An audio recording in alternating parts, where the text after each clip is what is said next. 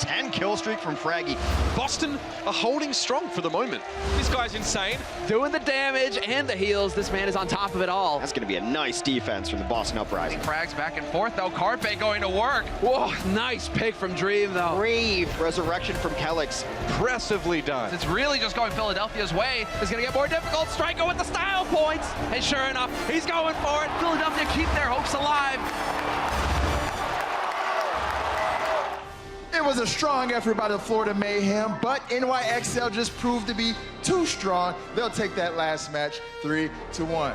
Up next, our final match of the night, we have the Boston Uprising going up against the Philadelphia Fusion. Now, these two teams were both in Stage 1 playoff contention for the last stage, and Boston Uprising, they actually played spoiler to the Philadelphia Fusion's chances to make it into the stage playoff, so I think a little revenge, they'll be out for it tonight.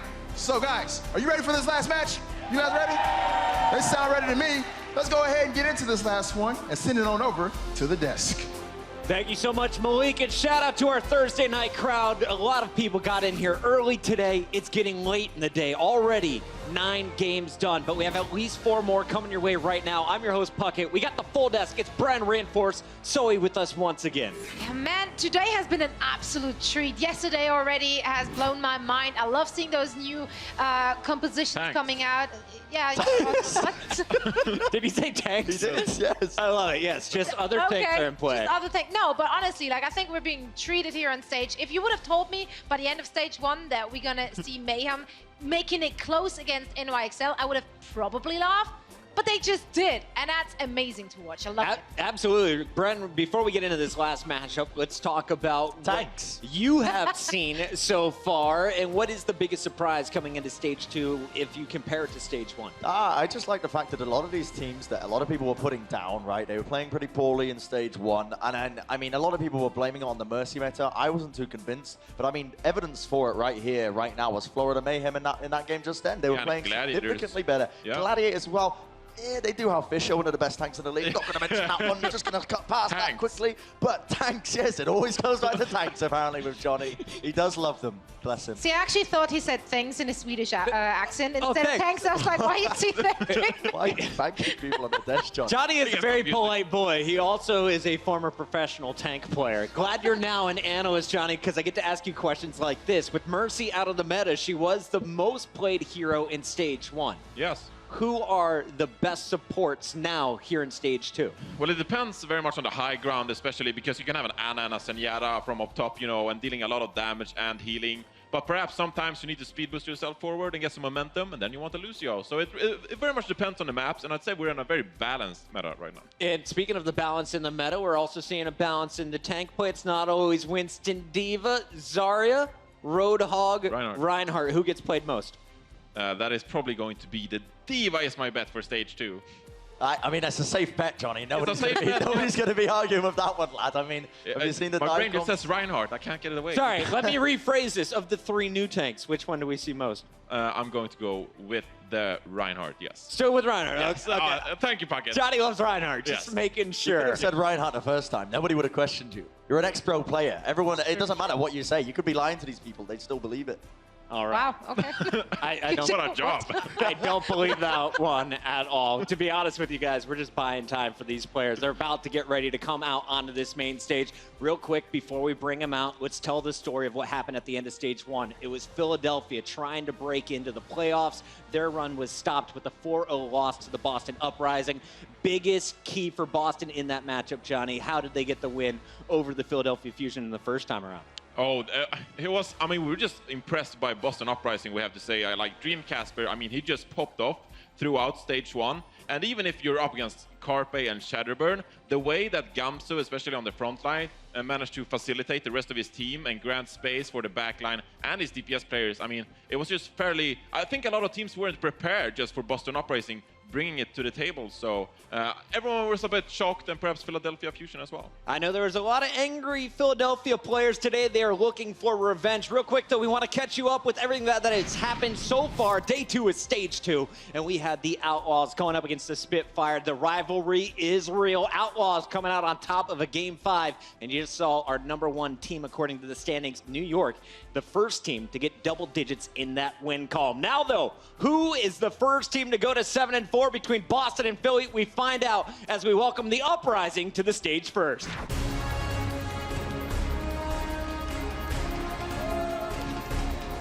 Dream Casper leading the charge, and right behind him is Striker. This duo, some of the biggest surprises we saw throughout Stage 1, basically off of everybody's radar, but Hux, they have become household names, and really, it's the chemistry that this team has shown. The cohesion is already there. It is. Chemistry is key, and Calyx and many other of the players from this team have voiced that they are more than just a team. They have become close friends. And now bear with me as I go full Care Bear on you. Okay. But honestly, if I believe in the power of friendship, which really just means that good communication, same goals, no egos, respect, and that trust. This is what the team has. And this allows them to have that cohesion, to have that chemistry, to trust in each other's shot calling and in each other's engagements and disengagements. Look at them. Sleepy What's not to love? Zoe, your belly button is glowing with happiness right now. As we take a look at this lineup, Johnny, what should we expect from this squad now in Stage 2? Well, I think we expect a lot of good adaptations coming out of the Boston Uprising, especially when it comes to the dancing and the camera work right here. But they have such great coaching staff coming from Korea. We have a Krusty coming from the RX Foxes lineup. Krusty, yes, that is his name. And I mean, he just showed in Stage 1 and surprised everyone how good of a coach he is. So we're going into Stage 2. I think this team can keep up and adapt, and they are not just a patch team. Definitely one of the biggest threats in the league, but first they have to get through their first opponent of Stage 2. Let's hear it for the Philadelphia Fusion.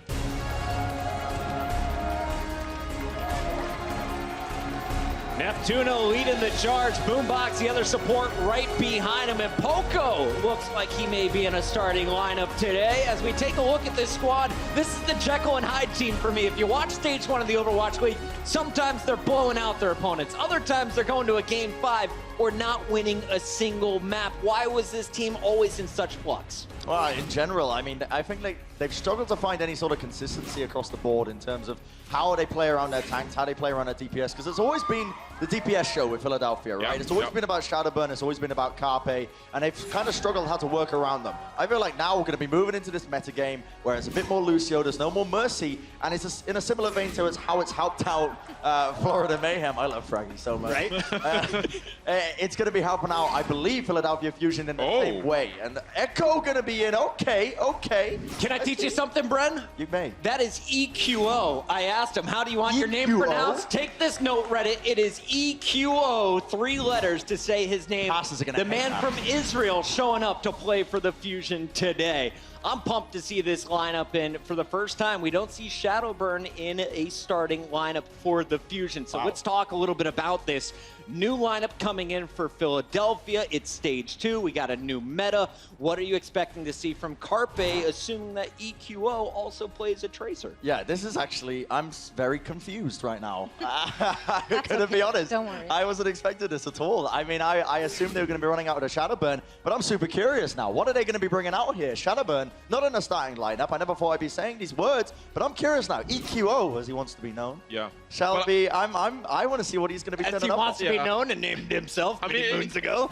It is a bit of a surprise, sure, I can agree, because we know Shadowburn as such a fantastic player, but also, I mean, EQO, he has consistently been top 10 on the leaderboards in many seasons. So this guy, he is not new to the game whatsoever. I mean, he is really, really good, and I can't understate this, but it's just a surprise he's getting the very first opportunity in this game versus Boston Uprising when Shadowburn has been so Yeah, I mean, you're looking at the highlights. How do you keep a guy like Shadowburn out of the lineup? He looks so good, but that is just a sign in the coaching staff having some faith in EQO. Maybe they have some unique compositions. Zoe, what are you looking forward to here? Honestly, it's going to be EQO. I want to see how he's going to perform. I did talk to them during Stage 1, asking how this player will be fitting into their lineup. And they said he's incredibly versatile. And also, prior to the Overwatch League, they actually did practice with him when they just formed the team. So prior to them moving out to the States, they have been playing a lot with him. Then during Stage 1, of course, they couldn't really because time difference, as he was still back in Israel, I believe. So that made it a little bit hard. But now that he's here and they had a whole week to practice with him, and the patch couldn't have come at a better time either, because that was a reset. So now he can start at the beginning with that team. I think it's going to be great to watch. Fresh new stage, new meta, new faces here in the Overwatch League. It's time to find out how is EQO going to perform in his debut as we send it backstage to Semler and Hex. Thank you so much, Puckett, and thank you to the desk, obviously, for enlightening us as to how this man's name is actually supposed to be said. Yes, you're right. Definitely going to be a hassle having to spell out EQO. All of a sudden, I'm just going to be like, oh, and the Genji or the trait. Oh, yeah. Because what? Like EQO? I was ready to call him Echo like the dolphin. Yeah. EQO is fine. Of course, was on the Israeli Overwatch World Cup team 2017. Can play Genji, but I think maybe adding him in here gives him a little versatility. Also plays a lot of Tracer, so if you want Carpe and a Widow, you want to run a Widow Tracer, we'll see. But it's nice to see him getting his first play time as we do enter into Hanamura. Yeah, are you a big fan of him, of them benching? I mean, you got to bench the burn, basically, if you're not going to, if you're going to be running EQO. This could be, I mean, it's a good time. Beginning of the stage, kind of figure it out, see how he performs on stage in front of the fans, in front of the, in front of the viewers. Bit of a difference in pressure there. Yeah, I don't know if it's the right time against Boston, which is a team that this rivalry is kind of building up between these two teams regionally, especially based on post-Super Bowl results and what we just saw last time they played. Yeah, I'm done with the Super Bowl. That's so 3 weeks ago somewhere. But yeah, I think it's interesting that they're going to give him playtime now because Shadowburn has been such an all-star DPS player throughout his time in Overwatch. But also, it's good that maybe Shadowburn gets a day off here and there. It's a long grind. We're only on day 2 of stage 2. We got a lot more Overwatch to go. Yeah, we do actually. Hundreds of games. I mean, there is a long journey ahead. And so, yeah, if that is the idea here, perhaps you can have some versatility. I mean, you could also have some very specific strategies in mind. Although if he is that Genji Tracer kind of specialist, then that might be a little limiting when you're considering Burn running next to him. But we'll see how it pans out here for the Philadelphia Fusion. We are going to get into this series, the last series of the day. It's the Boston Uprising, who definitely put themselves on the map by the end of stage 1 last season, and well, by the end of last stage 1, and Philadelphia Fusion on the defense. Well, Philadelphia on the defense does look like they're setting up into a pretty dive defense here. Dive being ultra-mobile heroes who can get in on a single target and get out. This is a purest form of dive you'll see. Tracer, Genji, Diva, Winston, Zenyatta, and Lucio. That is about as good as it gets dive-wise on the defense. So they're going to wait. They're probably going to give Boston some space to come in and then choose their target and go out. So action begins, and we just follow. I like it. Note already into the fight, getting that high ground, scoping out the defense here, trying to figure out where they're playing from the Fusion. More importantly, figure out what they're playing against here for the Boston Uprising. But so far, just a little bit of poke here, making sure that his healer is going to be able to top him up. No problems there. And so far, both the tanks just taking both flanks, looking at each side where they want to attack. The defense has been very lackluster so far, or rather patient so far, as EQO picks down Striker. That means the offense can't really go in. That's so much punching power for this Uprising team. Well, not a bad start. It's not like Striker is exactly a weak Tracer either. If you can catch him out at the beginning, start off strong, maybe, send a little bit of a message here, right? Hey, I may be new, but I will still hack your head off. Well, absolutely. You already got 80% on that Dragon Blade as we will watch him throughout the match here. It's been very passive back and forth, looking for this crucial kill on the offense. Once you get 1 or 2 kills on these first attacks, it is the time to go, and they put them in a very odd position here.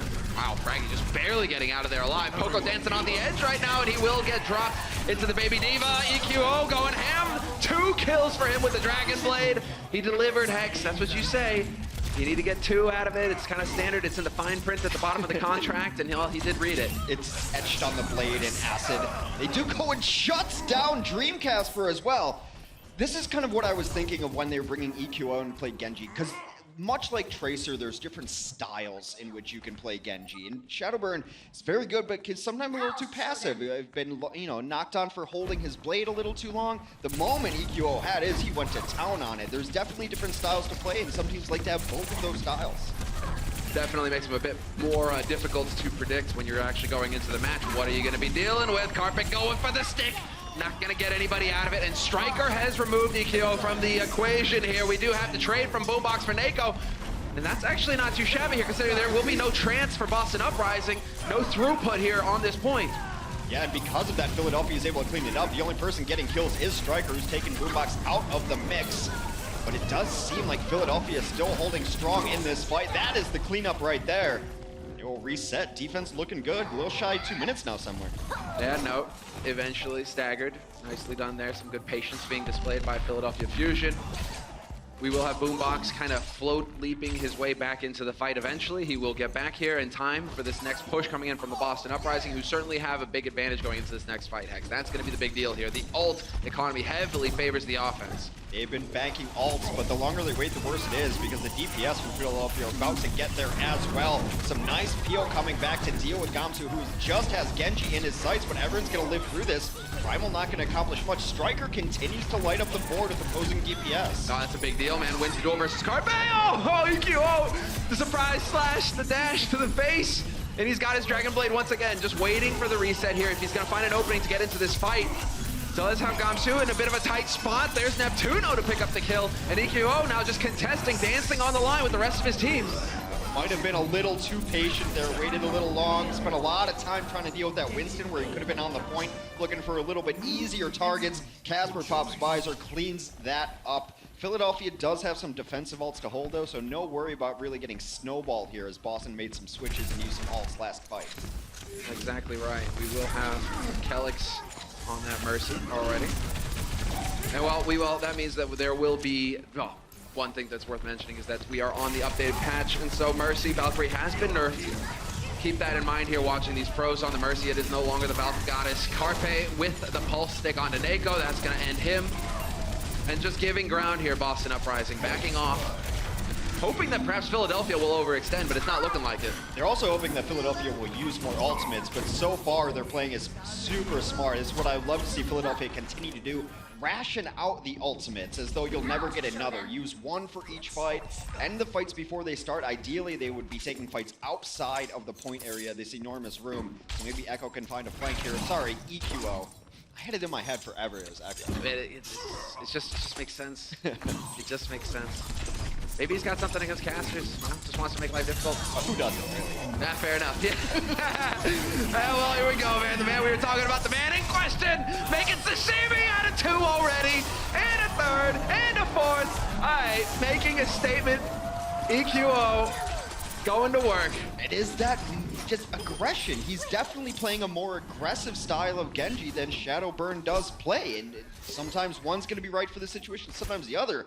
But for a debut performance thus far in the first minutes of this map, EQO, it's a name that's hard to say, but he's making the name for himself. He knew it. All eyes would be on him, wondering what to expect, and he had to make a statement. Hex had to lay down the pain right out the gates and put Boston Uprising on the back foot. We've got fairly even economy going here for both of these teams in terms of ults, although Dreamcasper will pick up his tack visor. Man went to town last time he had it active, and so let's see. This could be the big stick into the hallways. Not gonna connect.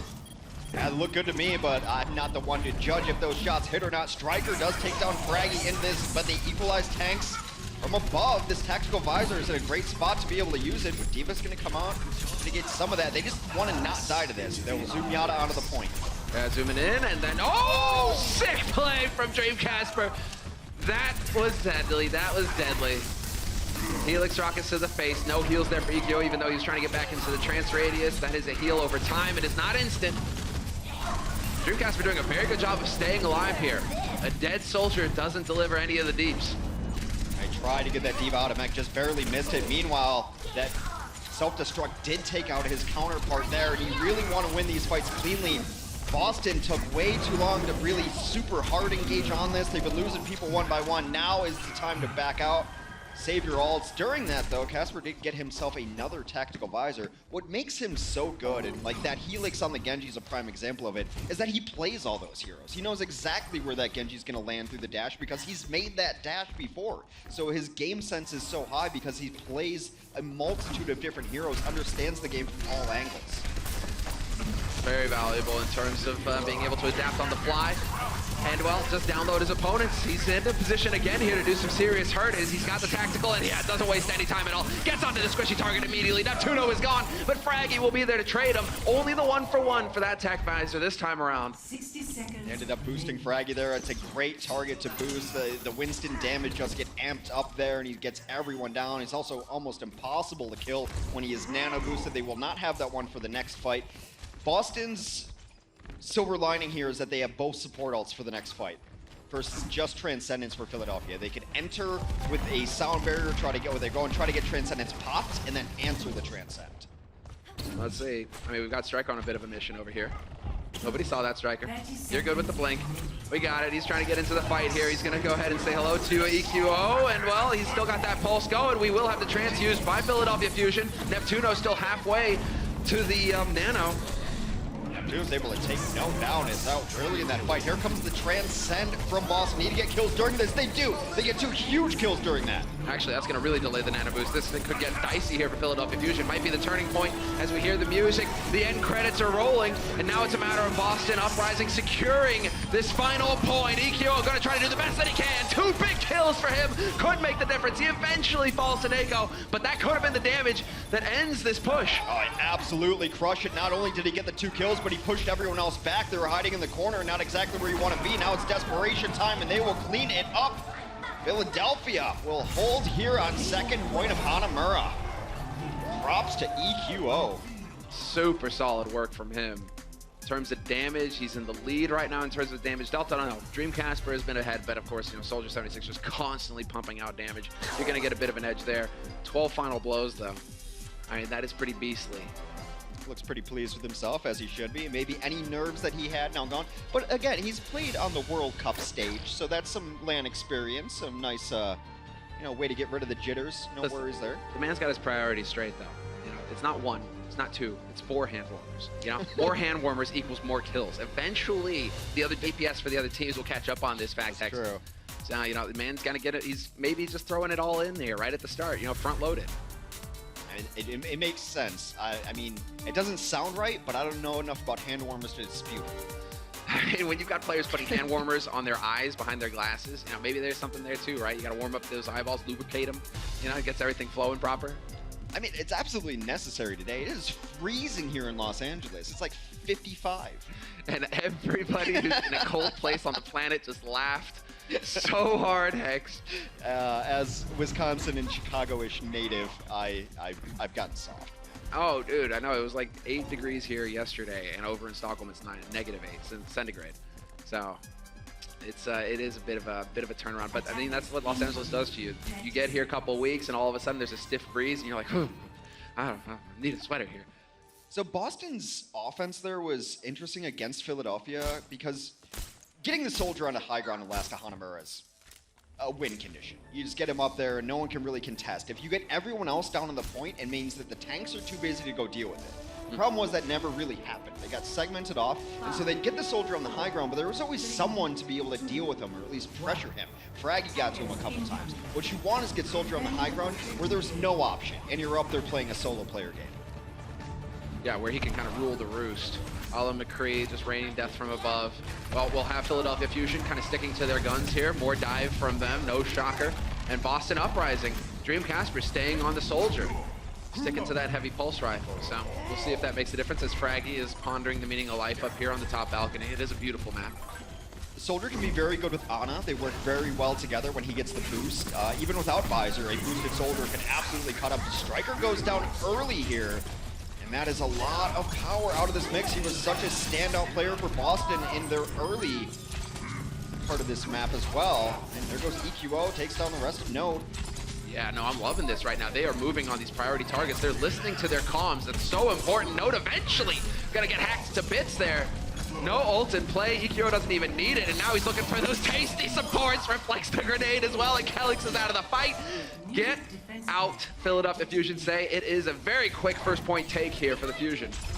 Ana tastes her own medicine now. This is in snowball potential here. They don't need the entirety of the point. They only need 50%. EQO takes down Striker. Without Striker, it's hard to see Boston taking this. Oh my god, man. This guy, he doesn't care. He just melees you to death, and he's gonna get the follow-up as well. Here we go. The Dragon Blade in play. It does AoE damage. Kelix barely gets back in time to stay alive, but that might be it. The turning point could be reached. Dream Casper got the tech visor, but Poco is there to turn it on his head.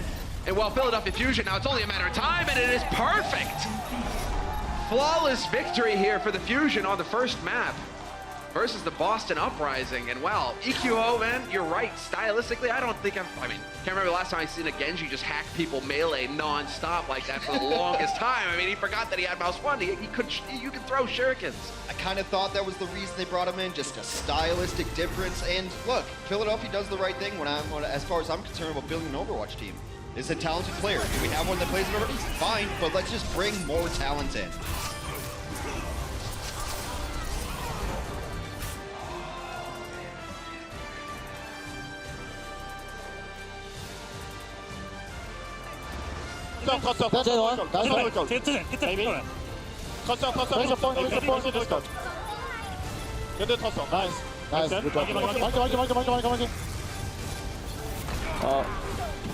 Everyone, good job. We are better than Scream. The Overwatch League is brought to you by Intel, the official computer processor of the Overwatch League. T-Mobile, America's best unlimited network. And by Omen by HP, the official PC and display of the Overwatch League.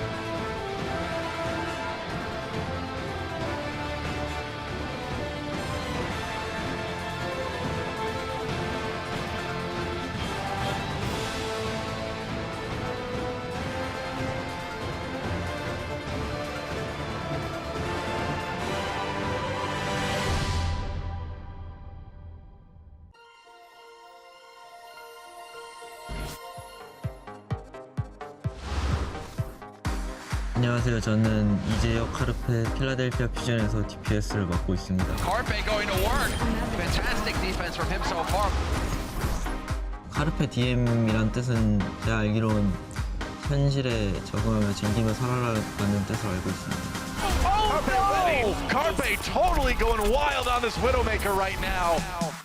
저는 맥크리를 되게 좋아하는데요. 제가 처음에 프로게이머도 꿈꾸게 된 것도 That's unreal! Carpe is like a magician just appearing out of nowhere. 이번 오버워치 리그 통해서 인정받는 딜러로 되고 싶어요. Carpe is reigning supreme right now.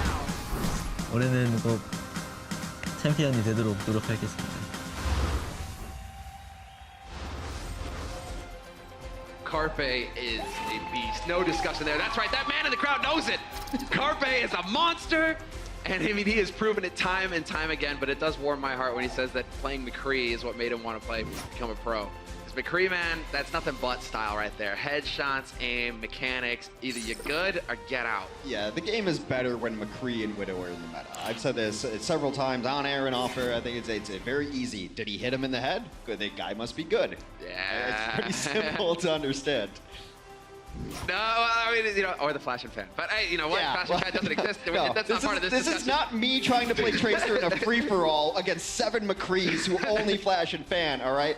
How dare you give me nightmares? How dare you? Just bringing it back. Twist the knife. And you wonder why I play Moira in free-for-all. That's why. It's McCree's fault. Because you have no soul. We've already, Also true. You can see it. Kalios has been subbed in for Note. I mean, there is no mercy for a Moira player in DM. All right, Lijiang Tower is next, Hex. I mean, dude, you're a big fan of Control, so what do you make of it, these two teams clashing on this map in particular? It's my favorite map. I think we're probably going to see the exact same thing we just saw out of Philadelphia, just pure dive. Why not? I mean, you got EQO who's feeling it right now. Carpe has got really good aim for a fish, and he's just able to really knock him down on the other side of things. And I think when we get to Control Centers, when you see, you know, it's the outlier map. Maybe that's why they made the swap out of Note for Kalios, so that maybe Kalios wants to play Zarya on that map, something along those lines. But we'll see. We're going to start here on the Garden with a Koi Pond. Carpe right at home. He is going to be right at home. He'll be, in fact, just splashing in there. Maybe we'll see some magic Carpe. So, I mean, it is possible. It is possible. This would actually be really interesting if Philadelphia rolls out with this composition, because we just saw EQO's audition tape on the Genji. But what Shadowburn also brings to this team is an intensely fantastic power. So can EQO take to the skies the way Shadowburn can take to the skies? Big question. And I mean, this is definitely one of those maps that we can see a lot of Pharah, but we are about to kick things off here. 15 seconds left on the clock. And while Boston Uprising, they ended strong at the end of stage 1. Now is the time for them to kind of bounce back here in this series going into map 2. Are they going to get rolled by Philly, or is there going to be a bit of fight in them? Bit of a change in strategy here for them, perhaps. They were swapping around on the heroes to start things off, but it does look like we're going to have quite a bit of change coming through here already, Hex. I mean, I like this. Triple tank here, although Roadhog being a tank is debatable to some people, puts out a lot of damage as well, but it's another hero that Casper has in his pool. So they're just going to walk right onto the point. Now the onus is on Philadelphia to do enough damage to pull them back. Hard to do with the Moira. They should play it a little passive, hope that the Moira runs out of juice. So your best option. I like this angling here coming in from Eco, though. I mean, EQO, rather, because he is right in there trying to find the angle around. Gonna go for the boop! Not gonna quite get the target, though. That was so close.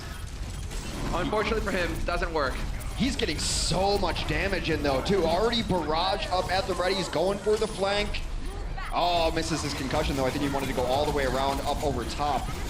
Oh, that would have been so tasty. Instead, he's just going to fully commit to it. There is going to be the shield up, however, for Reinhardt, and so he will survive, or at least the Boston Uprising will behind their hardy tank. And, well, there it is. This is what also is so powerful about this triple tank. You get that soldier in there with that biotic field. You're just healing everything along with Moira. So hard to get a kill, but Poco, with the self-destruct, living up to it, man. He does get 1 and 2 in the follow-up on Gamsu. Yeah, Philadelphia threw both their support ultimates into this mix. Early on, a Transcend kept them in this fight, and now the Sound Bearer looks like it's going to be poised to have them cleaning up the fight. They do just that.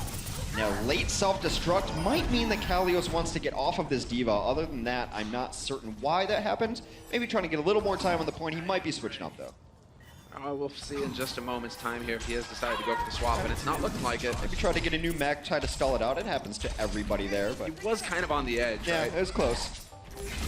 It looks like they want to try and take the same angle of approach here for Boston. Meanwhile, EQO switched off of the Pharah onto the Genji, nearly has Blade already. This guy builds blades insanely fast. This guy's a beast. He is a monster. We've already seen that. While Dreamcasper, he's going to have the whole hog here in a moment. We'll see when he decides to throw it into the mix. Nako has got the Coalescence burned in, and already we're going to have EQO hacking him to bits in the back line, looking for Kellick's. Not quite going to close the distance, but he has dropped him very low. EQO does get out of that mess a little bit. They've lost Carpe, they lost Fraggy. It is time to back out. You've gotten as much as you can. You're going to sit there at 50%. Time to regroup. And now it's where the economy just flipped back over to Boston's favor. Philadelphia spent so much on that first prolonged fight to win control of the point that they had nothing for that counter push on the way back. Now Boston in a really good position. When you have 3 tanks, what you want to be is set up. Reminiscent of a control center that you run a lot of tanks and you hold doors. Holding the bridge here is very easy when you have this many bodies up here. You have that Rhine shield as well. And while Striker can just post up behind the shield, which is exactly where he wants to be. Biotic Field are going to be thrown down for him, so that's a bit more healing. But as soon as that shield is up from Winston, he's going to go to town with Attack Visor, getting onto the squishes in the back line, or at least trying to. Eventually, with the help of Kelix, he'll pick up one.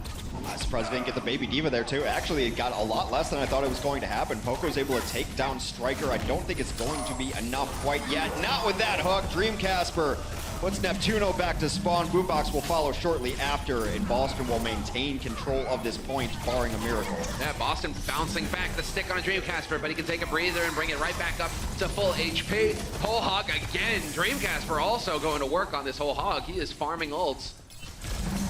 Ow, that looked like it was going to be there. It's not even surprising anymore to see Dreamcaster perform on any hero. His pool is so deep, and you can say, who's the best Roadhog in NNA?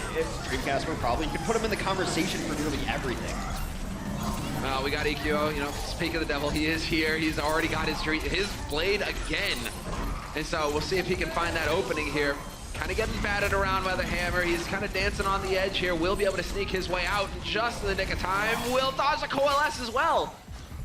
But they are starting to cut it a bit fine here. 83% gained for Boston Uprising. And so another good fight here for Philadelphia Fusion, and that's about it. Philadelphia's never really regained the positioning that won them that first fight. They all were poking around, and they had the damage over the top. You can still do that with a dive composition and maybe get the flankers both in on one target at once. It seems like they're a bit scattered on these last couple of pushes, and it's really cost them. Carpe's not going to be happy about that one. Split second off, could have recalled onto the point to get the contest. Instead, yeah, they forget. They go for the kills. It's such a small thing. Red Hex. Because if he would have gotten onto the point before he attempted that pulse bomb, he would have recalled onto the point rather than just next to it. But it's one of those things that you just don't think about in the heat of the moment. Despite the very aggressive first opening from Philadelphia, Boston was able to bring that stage back, and we are entering the control center, which means it's Zarya time. Zarya with your favorite ult as well, Grav. Ooh, how is it not your favorite ult? One, okay, there's so many counterplays to it. It can be eaten, it can be deflected, so it's fun for the other team. And also, it's a black hole and it kills everybody. I mean, like black holes do. Yeah, exactly. Pretty sure that's how they work. Theoretically. Pretty sure that's how they work, of course. Everybody's seen Interstellar here. Okay, cool. All right, getting into it already. No time wasted whatsoever. You can see Kaliosa. Man, he's so farmed on energy. 2 great barriers from him, being 70% and counting. And while his damage will ramp up, the more energy Zarya has, and yeah, now he's up to 100%. This guy is going to turn into a wrecking ball if he wants it. Fraggy almost has Earth Shatter. That is what Fraggy does right there. The most aggressive Reinhardt in the history of Overwatch, past, present, probably future. Already just swinging through everybody. Oh, he's such a joy to watch. He's the final boss of Reinhardt's. And then he gets the shield up as well. No dropping him. It's going to have to be the hard reset here for Boston Uprising as they get swept off the point. And while they already have the 2 big ults to work with as well, Coalescence on Boombox, that's going to be a feel-good moment for him. This is what Fraggy's always done. As long as his team supports him, he will be the aggressive raid boss of a Reinhardt you have to deal with. There comes the Shatter, gets a couple in the backline. Are they able to finish it? Not able to follow up. Unfortunately, he did clip one of the squish in the back, but they're going to have to give ground here, Philadelphia Fusion. Poco is on top with the grab as well, and we do have Carpe with the Tire, and so if they fully commit into this, it's going to get a bit dicey here for Boston Uprising because they're going to have to worry about it. Grab into Tire, perhaps could be the big monster combo, but Carpe only going to be able to take down Gamsu in the mix. Well, they were able to get the better part of that Graviton exchange, though. Both grabs did come out, able to get a couple of kills, and so far, Boston now back to the door. And Fraggy, that's where they spawn, man. That's their ship. It's not yours. But not yet. That's it. Fraggy's mistakes like that will be mine. About to take it. You know, who wants just a ship when you can have a fleet? It's got Earth Shatter again.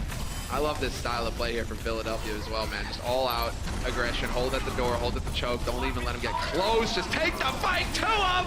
There we go. Another Earth Shatter, and again, it's almost, I mean, this is part of the plan, it seems. Fraggy just backs out immediately as it goes down. Yeah, not enormous. That's an enormous Shatter. Knocks 3 onto the ground, and the cleanup is there. Striker does eliminate himself from that fight, though.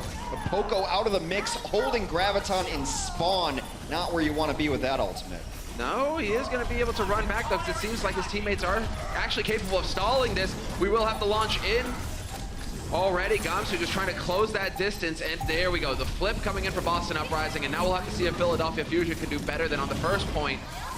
Kalios will get the DMAC on EQ as well. Yeah, there's no reason to stay on that point any longer. You're at 95%. You know you're one fight away from winning it. So getting between 95 and 99, there's absolutely no difference in if that fight's going to end or not. Now we are going to have dueling grabs yet again. Let's watch the Divas to see if they can make a play. If a grab gets eaten up, that's a huge advantage. We've got Carpe with the tire as well, though, so they could try and go for the Wombo again. Well, you hear it, ladies and gentlemen, and let the noise begin here, rumbling through the halls, and well, oh, that's definitely not what you wanted. Gonna just get free energy over here to Kalios. Kalios' grab came out and they got almost nothing for it. They're going to retreat and now they're going to be able to counter-engage with their own grab. Ideally, they get Casper out of mech so that they feel very safe by tossing the grab. You do not want to lose that grab in there. Casper's being backed up, but look at him. All eyes are on Poco from him, but the grab comes out anyway. Coalescence is all over the place as well. Total chaos on this point. They are contesting still, but the self-destruct will come through here for EQO. Hammers are all over the place going down as well. Well, we are just trading back and forth. They will be a couple getting split up. Somehow Neko does not survive. And that might be it. The turning point here where Philadelphia Fusion are going to get up to 99%, and now the pressure really ramps up on Boston. And now they're just going to throw bodies into the point and hope for the best. Gamsu does end up hitting a charge onto Carpe. That is absolutely huge. Casper's still alive on the point. More tanks join in as the bubble commences. This one's not over yet, but the next kills have to go Boston's way. Ooh, I like that self-destruct positioning, but he is not going to get anything out of it. Poco instead absorbs the damage. Doing the more. We have the Coalescence coming through, and well, glad that we have the overview right now because this is just going to be two lines of battle clashing one into the other with the Rhines. There's the grab, though, onto the side, the pin into the wall as well. Fraggy trying to capitalize, and Fraggy, he's nearly got his Earth Shatter, just now takes over, and he doesn't waste any time. Neko gets saved by his own. This is getting out of hand. World of tanks in play. That grabs on, hits nothing, but Gamsu ends up falling himself into it. He's getting harassed by Carpe. Solo does get cleaned up. Eventually, it turns all orange, and we're headed to a stage number 3. Whew. The out-and-out tank battle. But it is a bit of a feel-good moment there because you got the Rhines as well. This shield-on-shield action. It's like watching the Spartans. We're going back in time here, Hex. I don't think Fraggy has a shield. I've yet to see it, really. Only when absolutely necessary. It's funny, he was running around there. We're in the overview, and everyone's kind of just away, and he's just chasing one, chasing another. Someone fight me! I'm ready for a good fight. Fraggy's always played that style, but you really need to be in a specific meta to have this work. Now, when Fraggy first started playing it, it was about 4 tanks and an Ana. Ana had just come into the mix, and that's what really enabled people to play multiple tanks. Now you've got Moira does the same thing. Zarya with you as well. You're unkillable at that point, and you have to connect with your shots to make it worth it, but Fraggy, one of the best of them. He's dealing so much damage. Let's keep an eye on him as well, just because, oh, well, he's changed over to the Winston, unfortunately, so no more hammer swinging here as we go into the final point of this map. But still, Winston can be fun with the Primal, so we'll see. How are they going to get that going? EQO back on the Genji. That is definitely a joy to see. And he spots the low HP target and just nicks him! Neko! He had a split second, but it's not going to be enough. He barely even touched him. It's like he died from the wind, which was created from the dash on the way through. EQO cleaning up now will DMAC and delete Kalios on the swing back. And that is enough. He will pay his life for it, but first control goes over to Philadelphia. It's like watching a car crash, man. You just saw him zero in. He's like, yeah, low target, I'm on it. Yeah, except we had like the first person view, so it's like a dash cam car crash. Yeah, sped up. Well, EQO about to have his blade as well. He's been so aggressive, and it's worked out so well for him. Boombox, again, another guy we haven't called his name much, but he does so much damage on this end. He's going to have Transcend. You could potentially just play point here and let the blade deal damage on the point while the Zenyatta is healing everybody, if you need to. But I think they don't need to be poking out. They can play point. Yeah, right over the top. Oh! All right, then, Gamsu having none of that. He definitely had some help from his teammates there, but that was a big play, completely shutting out EQO at the beginning of the fight. Dreamcasper now looking to go to work with the Tac Visor. Not quite finding the targets, however, that Trance taking his damage and stuffing it. Poco eventually falls, but that's only the one for that ult. This is a fight that they better win. They just use both support ultimates into a Transcend and then Sound Barrier. Meanwhile, they haven't got any kills. A later Transcend for Boston equals a better Transcend. And Philadelphia used everything they had, and they will come away empty-handed. Ooh, buddy, EQO just keeping it alive here, keeping it contested. Eventually falls, however. But that still means that they are trailing onto this poke. They're getting points, that's for sure. So you live by the blade and you die by the blade with EQO. Very aggressive when going up over the top, trying to get to the support backline. Had he stayed and played the point, he probably lives. He gets the benefit of both support ultimates when that does happen. But I mean, if that's the style you want him to play, then you can't put a leash on him. Listen, it's like when you were a kid, your mom was saying, don't run with scissors. What she was also saying was, don't jump around with swords. You know, we didn't quite see it, but EQO, he must have slipped off the windowsill or something there, and then it wasn't pretty. Because he wasn't around for long, unfortunately for him, because he just got too excited, All right, Gamsu now. He's got the primal. He's going to work. No shocker there. He's just seeing red right now, looking for a squishy target, and he does spot one. Might be able to pin him, and he does. Boombox. Gets caught in the corner, nowhere to go. He gets juggled. Gamsu now in a little bit of trouble himself. Meanwhile, though, Kalios is taking on two of his own. It is the tank show for the Boston Uprising right now as they completely deflect that attack. Carpe will pay him back for his kills on his fallen friends, but that is not going to be enough. By the time the next fight happens, we're going to be pretty equal up here. Yeah, and Poco only just now dying, whereas Gamsu, he's already leaping back into the fray. So they'll be back to full strength here for this next fight, Boston Uprising, and they are very close to tying things up, 65% and counting. Philadelphia Fusion only 73 on the board. And so we've got Attack Visor, Dreamcasper ready to go as well, trying to be careful with that positioning. Philadelphia's in the better position with DPS ults because they have the Blade Up and Pulse Bomb as well. No Pulse Bomb on the other side of things. They're going to get aggressive. Started off with a Transcend somewhere. Yeah, starting up with the Transcend. That's going to possibly open things up for Dreamcasper as soon as it wears off. We'll see when he decides to commit. But instead, it's going to be Carpe with a monster Pulse Bomb, shutting him down, completely ruining it here for Boston. Not only does he ruin it for Boston, he keeps his own team's ultimate economy intact right now. They're able to hold on to the other remaining DPS ultimates. They did use both support ults in that fight, but it was a fight that they had to win. A huge stick there in the back lines.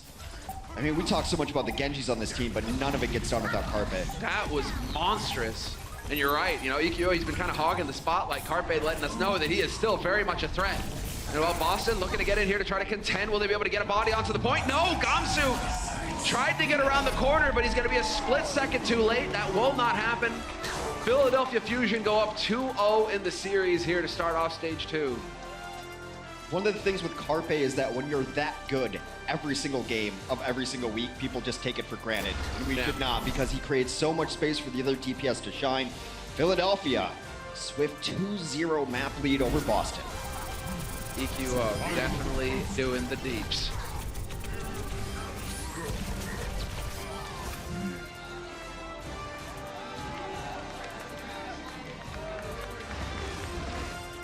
I'm sorry.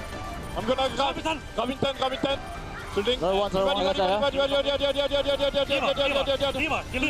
thing now. Oh, such. Nine. Right on. Moyo. Nice. Nice, let's go. The Overwatch League is brought to you by Omen by HP, the official PC and display of the Overwatch League. Intel, the official computer processor of the Overwatch League. And by T-Mobile, America's best unlimited network.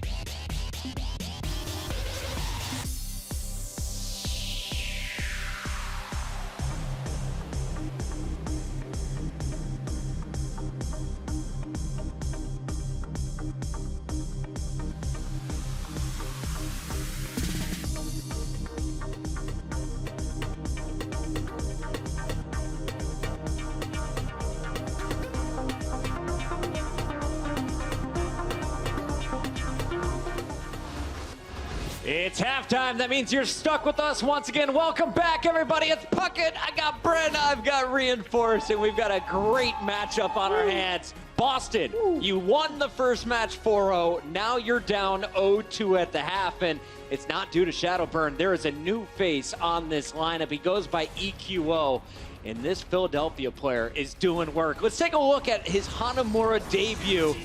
Tell me what you did here on the desk, Reinforced. For everyone who was at home and may have missed your reaction, what happened when you saw these Both me and Brent, we pretty much just fell out of our chairs. I mean, we were just taken by surprise because we knew this guy was good, but this guy just went insane. Yeah, just sliced and diced. Utterly mental first performance, right? Literally the definition of like a wild card player, because there was no way that Boston could have prepared for this. In the slightest, right? They've never seen the guy play with the exception of his ranked games. He just does stuff like this. It's like, what the heck is going on? You could probably prepare for Shadowburn very similarly. Let's talk a little bit about this guy, though. Coming in, I knew very little about EQO. I had heard things that he's been performing very well over in some of the European ladders, and that he was a strong tracer player. What do you think is in his toolkit after just watching 2 games? Well, he can play so many different heroes. Actually, he was playing in a European team that was trying to qualify for the Contenders Season 1 and Season 0, of course. But it was an all team Israeli team, so they didn't have the greatest of performances, but he was the odd man out who managed to make it to the big stage. And he actually performed at the World Cup over in Santa Monica last year, of course. So he has a bit of stage experience. I mean, the guy is only 18 years old, and he's doing these kind of performances. It's utterly insane, and it's nice to see some fresh talent. Becoming an adult and making money right away. Well done, young man. All right, Brent, let's talk a little bit about the rest of this Philadelphia team and Hanamura in general, because it couldn't have just been the Genji. How did Philly get the first edge in Map 1? So in Map 1 in general, it was a questionable sort of maneuver coming out from them. I mean, I want to talk about Fraggy's Rhine. I'm going to overrule you instead. I'm going to talk about Fraggy's Reinhardt. Because you have no answer, I will allow this. That's my line. That's my line, Brent. Move to Map 2. You can move it to Map 2. We're talking about Fraggy's Rhine, not because my mind went blank. That's not the reason. Definitely We're talking about it. I think he was the biggest turn-up for me, honestly.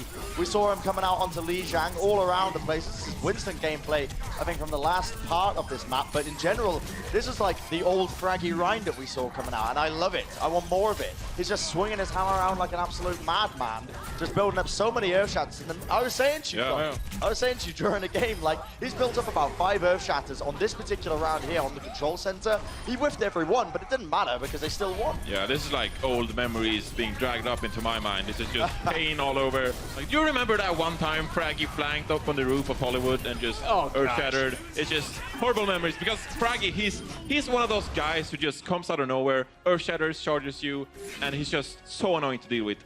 An expert on Reinhardt. Can I ask a second follow-up question? It's still about tanks, so it's in your wheelhouse, Reinforce. You're out of here, Brent. Okay. So, Johnny, you and I, let's have a combo. Yeah. Let's talk a little bit about Control Center. So, Lijiang Tower, of course, has 3 heats in it. The second one was Control Center. And we saw a quad tank. We saw some trip tank. Yeah.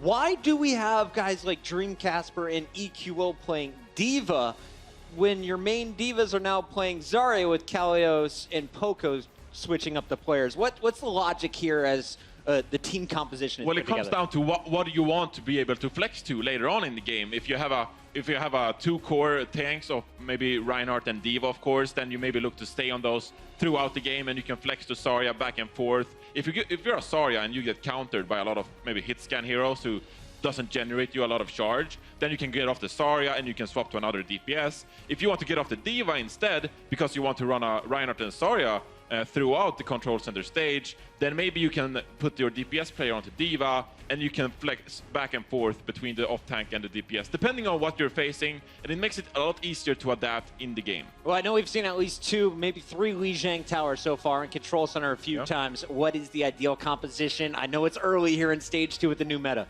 I'm a pretty big fan of the triple tank, where you see the Reinhardt and the Diva and the Zarya, because it gives your Reinhardt so much utility to stay alive. I mean, you have the defense matrix and the Zarya shields, and then you can toss in a Junkrat or a Tracer depending on what you want to do. Tracer's always very solid versus tanks. There's so much damage over time. And then again, Junkrat is also so good because of his damage over time and just being a nuisance with all the mines and the tires, comboing with the Zarya, etc. So that's probably my go-to tank composition.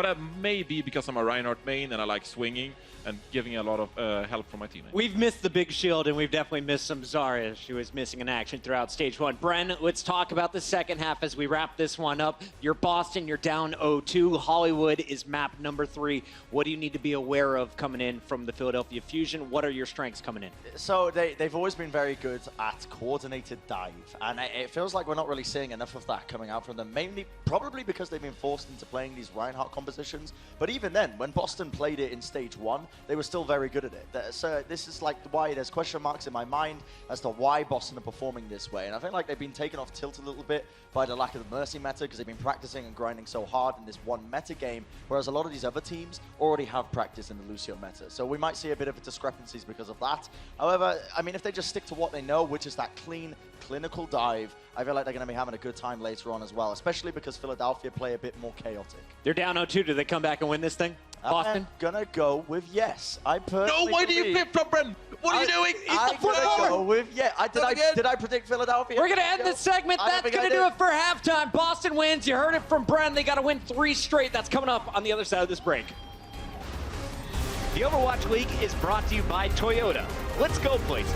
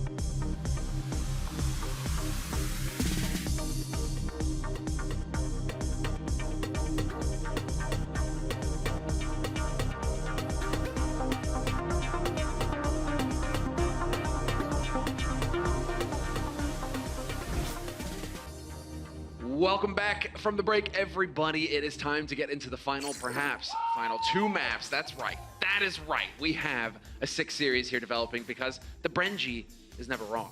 it is always possible to come back in these sorts of series. Unless your opponents have got 3 maps on the board, Hex, it's possible to run it back. We've seen it before, the reverse sweep. I mean, the asterisks, I guess, never wrong about Overwatch, because, I mean, it's everyday life. That man makes terrible decision after terrible decision, but luckily he posted all the Twitter for all of us. No, we'll be coming in for Kelios as we will be moving on to Hollywood. One of my favorite maps because I'm generally casting from a dark room with no windows and I get to realize that there's a sun outside. I know, and in this day and age, Hex, we can actually look out and see the Hollywood sign. I know. You're sitting on your balcony like, oh, look at that Hollywood sign. Oh, fancy. Well, it's more like, I never thought I would see it. Because I'm a West Side boy, Hex. Right. I come from Venice. There's no reason to cross La Brea. And now all of a sudden I'm here on the other side. What is this doing to me? Well, we're here in Burbank. It's all right. I'm on the other side of the hill completely. But yes, we are in Los Angeles, in fact, Burbank, the Blizzard Arena. And well, we have 2 maps, potentially 3 coming up here to end the day. It is going to be the Philadelphia Fusion up 2-0 versus Boston Uprising. And well, I mean, Hollywood, this is a glorious time, Hex, because we've had stage 1 with some maps. Now we get all fresh and new maps and new meta and new everything. Hollywood's always been one of my favorite maps because it requires teams to switch their compositions almost all the time. A lot of times, maybe on first point, you can run a pure dive, but a lot of teams will opt to run a slower, grindier tank push, which is fine. But on second, you have to have something that deals with high ground. You have to get mobile tanks, a Windsor and Genji, because otherwise you're just letting the other team set up on high ground and pelt you from above. Now, what you want to do. And then third point switches out as well. Third point can be very good for Widows. There's a lot of really cool stuff on Hollywood here. Hopefully we get to see all of it and not just this first stage. Of course, the objective is the most important objective in Los Angeles, getting an executive to its parking spot. Yeah, I mean, he is a mean exec too. You know, he's like, oh, get out of my way. Are we there yet? Yeah. Are you a kid? We'll get there when we get there, exec. Well, I mean, you know, Boston, if he's waiting on Boston Uprising, could be a while. I don't know. We'll see, because they've got to turn it around here.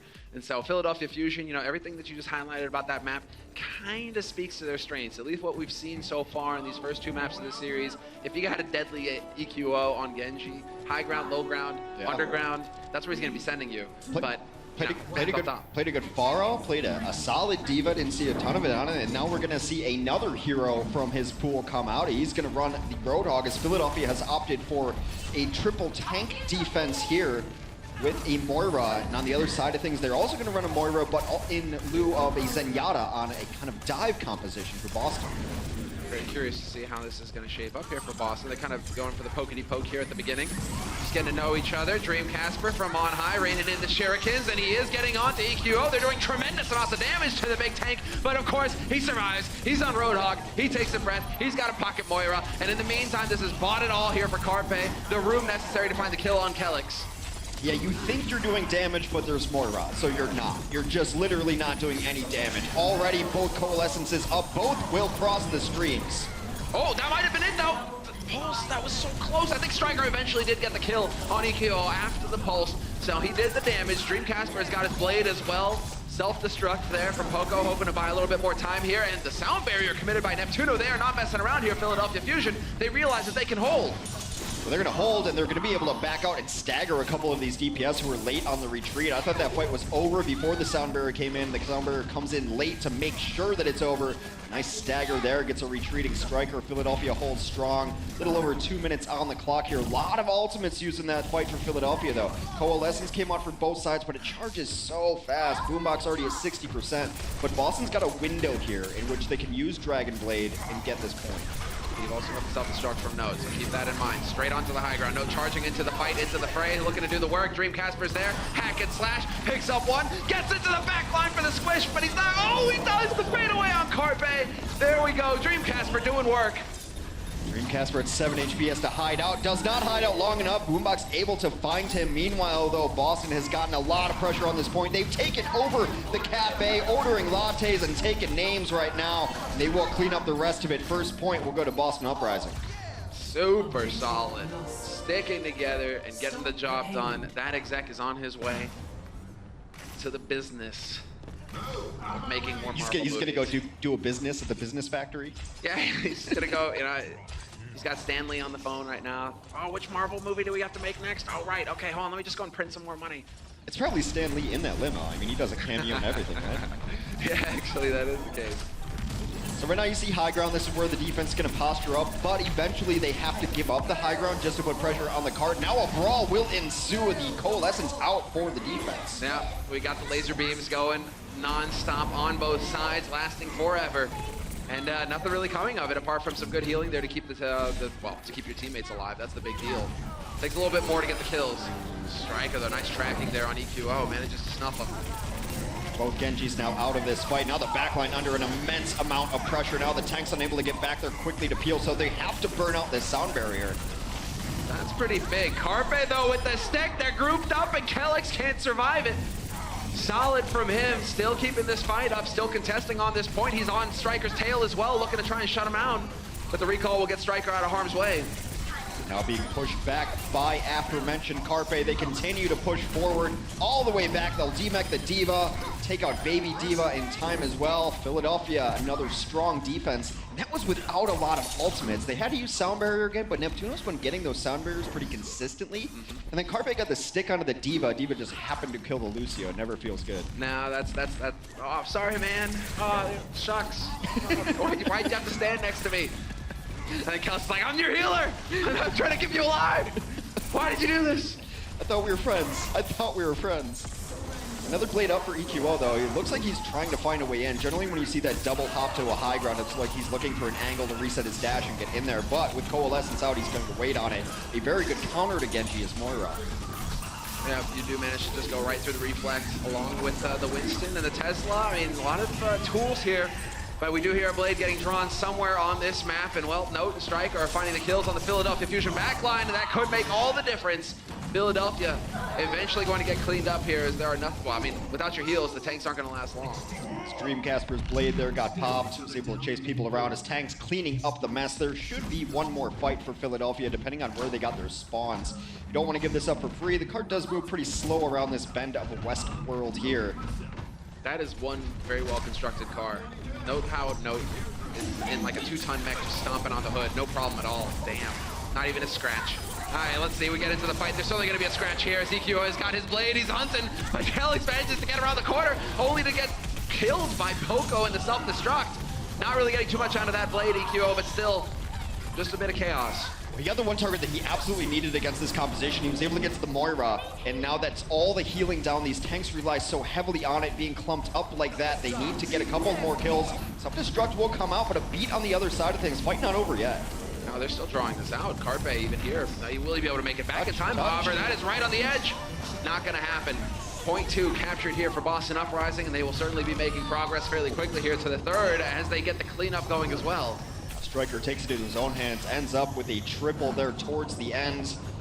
Now we enter into the last phase where things close down a little bit here. It's a little more claustrophobic, the ceiling a little bit lower. Striker has been the standout for Boston so far in a losing effort. On the first 2 maps, he definitely did not disappoint. The stick and the follow-up on Neptuno. It's kind of what you expect from Striker, though. He has been so consistent for Boston Uprising all stage 1. Still looking solid for stage 2 as well. The man just does not take a break. No naps here. Striker, he's wired tight. He's ready to go. There's the DMEC on Poco and the follow-up. Super solid work coming in here from Boston Uprising. They are relentless right now. And they used the ults correctly there too. I saw that they had Coalescence, and I imagine that they were going to use it right away because Coalescence charges so fast from the damage and the healing that Moira is able to put out. It also zones people out and makes sure that your Genji can't get in there, tanks are afraid, Diva can't eat it up. Being a beam hero offers you so much versatility in who you can take down damage-wise. Oh, there we go. Sound barrier is out.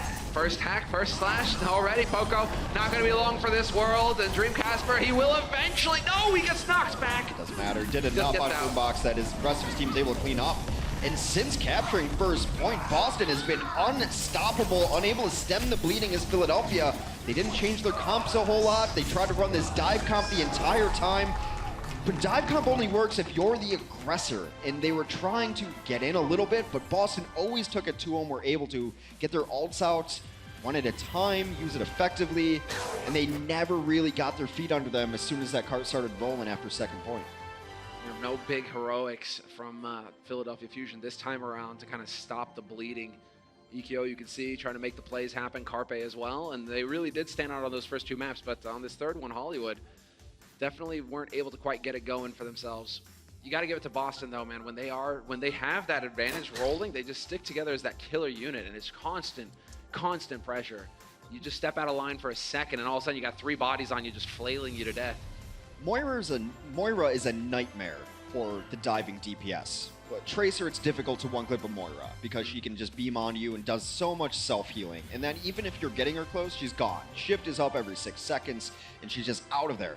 As a Genji, she will bait out your blade dash. So you're in there, and then she's gone, just in the wind, and then you're stuck without a dash, and you're just a guy holding a sword at that point. Nothing's really happening. In a ball. You know, and beyond that, she can do so much damage to Genji, and the deflect doesn't matter, but Genjis, when they take damage, instinctually deflect. Doesn't matter if it's a Winston or Moira, so now you're baiting out abilities. I think she has a possibility to really change what people want to run, or even just kind of deflect the notion of dive being super strong. She's that good.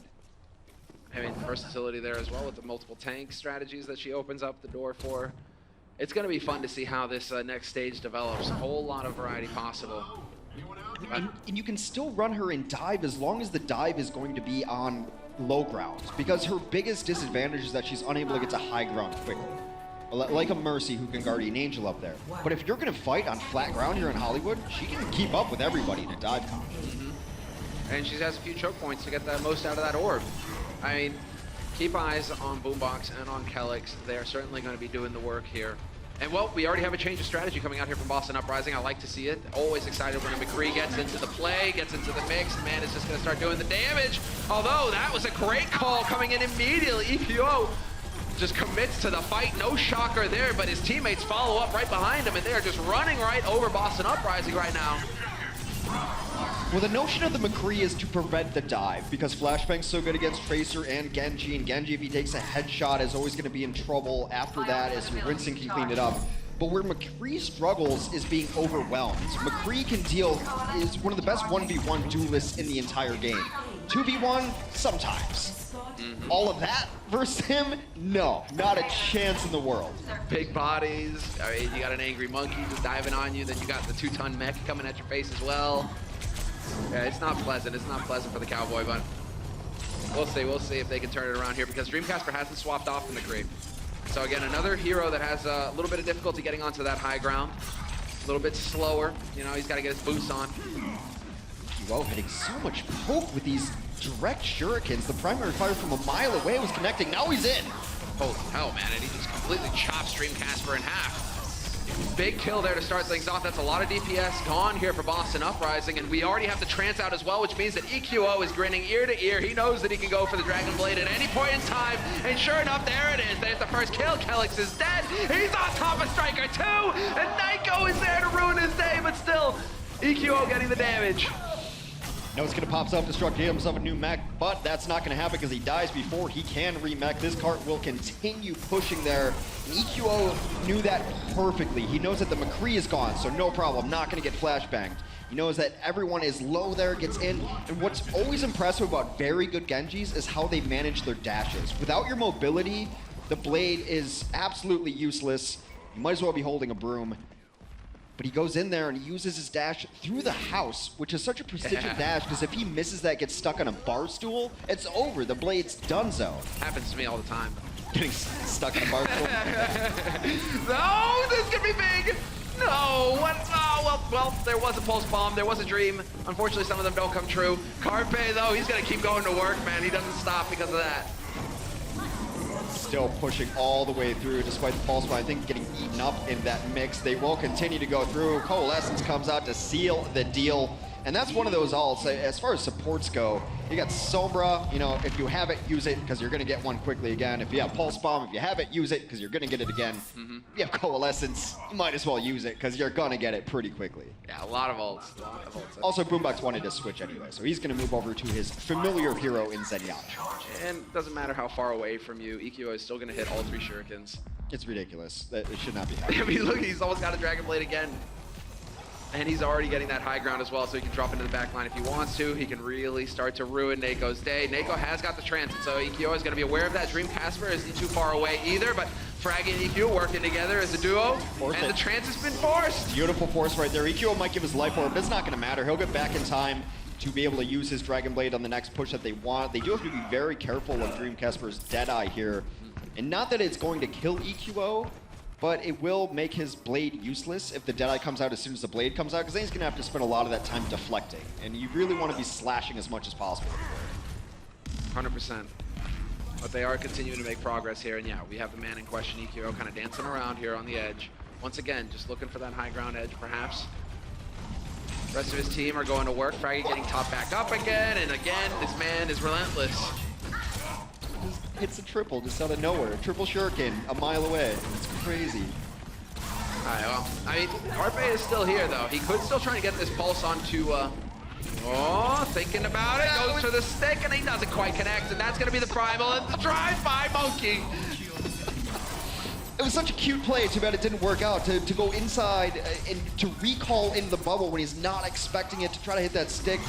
Does bait out the primal rage at least, so not completely wasted there. They're still going here. EQO getting kills, and he's got a blade as well to work with. Gets the sound barrier, might be time to go. Yeah, it might be time for it here, because he knows there's still no trance possible. The longer he waits, however, Nako is getting terrifyingly close, 15% away. And there it is, Dream Casper eliminating both DPS for Philadelphia Fusion.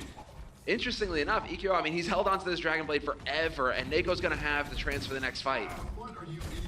Another reason I really love the McCree here is just because his inaction changes the way they play anyway. Much like a Widow where you have to play around sightlines, you're hesitant on the dive when you know McCree's back there babysitting. You need to call out flashbangs rather than calling out hooks. Does he have flash up? Can I go back there and not die immediately? And it changes the way you play as a pure dive comp without even him doing anything, really, just existing. Bit like how Widowmaker can change it in a blink of an eye. There we go, Carpe and EQO. But Carpe with the 2 monster kills, and he continues to do the damage. 3 kills for Carpe, and now he's going close quarters, and he pins Gams into the wall. No worries at all for this man in question. Striker desperate to get back into it, and he will. Able to buy a little bit more time here for his team. They are making progress. Oh my God, Carpe! All right. Let's see, and it's just so patient. He hits the headshot there as well, continues. I don't think he's missed a shot yet. The man is a monster. This is where Widow's so good, because how are you going to deal with this? You're not. You have to play on the cart constantly. No one can get back here to deal with this. They don't have the extra bodies to throw out there. So eventually, you're just going to get all picked off. Carpe shuts it down from the back line. That's the Widow play we're used to seeing on Hollywood Last. And especially from Carpe. The man never seems to have an off day. And we were talking a little bit about this during the break, Hex, where, you know, oh man, EQO, right? And yes, EQO with the flash plays, he's standing out, but Carpe always delivers. He's just always there doing damage and making plays that you almost take him for granted. It's the pinnacle of consistency so far in the Overwatch League, because almost every other DPS I can point to a bad day they had. And maybe they were playing a really tough team, and I get it, and I get the other team was shutting it down. It's really hard to think of a bad day that Carpe's had for about the last year. The man is just always on that super high level. Hollywood Last is one of those great points, though, and it reminds me a little of Gibraltar Last, especially in offense. If you can get the cart pushed up far enough, there's spots where you can put a Widow that you're just never going to get touched. It is simply duck hunt at that point, and the team has to play out. They don't have enough resources to send towards you or even distract you. Now, a Widow of my caliber misses all the shots, so I might as well not be there anyway. A Widow of Carpe's caliber, you can't deal with it. Can't deal with it. I think checkmate. It became pretty clear there when he even just, it's almost like an afterthought, just pins Gamsu to the wall. Doesn't even care. It's like, yeah, I'll just go ahead and pick up the monkey too. I mean, I got all the squish already, so now let's go ahead and move on to the beefy targets. It's a great spot. The only way you really deal with it is you get 1 or 2 kills nearing the cart. You leave your big bodies back there, maybe send a Tracer or someone just to go pressure out the Widow and hopefully pressure him out long enough that the rest of your team can clean up. But it's a tough spot. It's a really, really pressure offense. All right, well, Boston Uprising were fairly successful taking the first point on their first offensive side, and so now we get a bit of a rinse and repeat moment here for them, and they're going straight up the middle, no subtlety here. Dream Casper on the hunt right now, not quite gonna find the targets. Will eventually get in there with the rest of his team, and so making progress on this point. Philadelphia Fusion may be loath to let them have 1 tick here to start things off. They will contest, and now it's all about the kills, but when you're dealing with these tanks, how are you gonna do it? Well, you start out by killing Nako. That way the tanks actually die. Nako goes down very early to Carpe, knows where his targets are. Hooks will go back and forth. 9, neither really committing there, getting the kill, but Boombox, Coalescence. Actually, that was just an orb kill onto Note out of suits. D.Va's so important against Moira because if you don't eat those orbs, they will collect their pound of flesh. They will get their 300 damage eventually. So D.Va needs to be in there eating the damage orbs so that your team doesn't have to worry about it. Well, now it's all or nothing here for Boston Uprising. Once again, straight up the middle, straight up the gut. They're going to get in here, and Carpe's waiting for it. Gamsu pinned to the wall, hanging on by a thread. And Naiko right now sweating bullets, trying to keep his tank alive. There's the coalescence, and that might be the turning point here. Although the self-destruct chucked out in the open, the shield in the nick of time. Both destructs out now. This has been all Boston's fight. Boko trying to bring it back just a little bit, though. The whole hog will push them up. They're popping all their tank ultimates. Can they finish this? Lucio, Calyx will go down. And the tank line for Philadelphia has come back to the point. That was silly. Fraggy eventually, and there it is, the turning point. Eventually, they wear him out. And Philadelphia Fusion, super solid work from them. 3-3, and well, Boston now, they have one hell of a task ahead of them here to hang into this series. Just to remind you, Philly are up 2-0 right now in maps. And well, they have a minute 49 here to go to work on point A. Two solid pushes for a Hollywood first, but if they don't get it, they don't get a loss, they're just gonna draw. They're still up 2-0, so they gotta be feeling looser than a handful of sand right now, just going into this, knowing that they've got nothing to lose. If they should get 33% of Hollywood first, that's it. They beat the Boston Uprising. Fantastic start for Philly Fusion, especially considering how good Boston looked at the end of stage 1. Definitely a team that you're not going to take lightly coming into stage 2, that you are going to have to prep for. So, I mean, a sizable win if they can pull it off here. Boston, though, I mean, Boston perfectly capable of holding, just to keep that in mind. Oh, absolutely. It's really only two decent holds because a lot of the fights on Hollywood first will go on for a while, and sometimes the offense doesn't know that they've lost it. You get into this mode where we're just 1 kill away, but it's actually an interesting first point because the attacker's advantage is not all that great as far as reinforcements go. You know, the spawns are relatively equidistant from the point.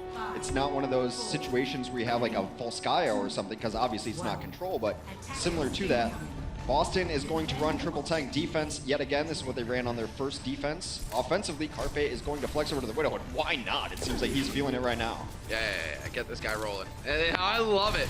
What an angle. Straight up into the air, right over the roof. We'll just go ahead and tap the D.Va. Oh, I mean, even with the flicks, let's go. Just style, why don't you? But look at where it forces them to play. As soon as they saw him do the grapple shot off the palm tree, they all go back in the corner. That allows Philadelphia to walk on the point and take the tank positioning. So the man just doesn't miss any shots, Hex. That's becoming pretty clear here. Now he can get to see through walls as well. Fair enough. We will have the coalescence coming out here. Naiko generating one so quickly, but EQO going for it, and the kills are on Philly's side right now. They are making progress on this point. It's not going to be long before they collect this series win versus Boston Uprising. 3-0. Philly with a dominant performance here. Definitely some moments where they looked a little shaky for halves, where Boston were definitely fighting back on their offensive side on Hollywood. Boston were looking good, but Philadelphia kept it together. This Philadelphia team still continues to surprise me. They have good games, they have bad games, they have a dominant performance so far against Boston. And then they're on that kind of one of those bubble teams on the cusp. You can play like this out of Carpe, you're not going to lose many more games.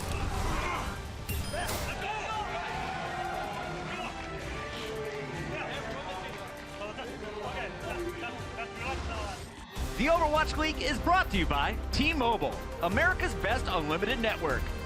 Omened by HP, the official PC and display of the Overwatch League. And by Intel, the official computer processor of the Overwatch League.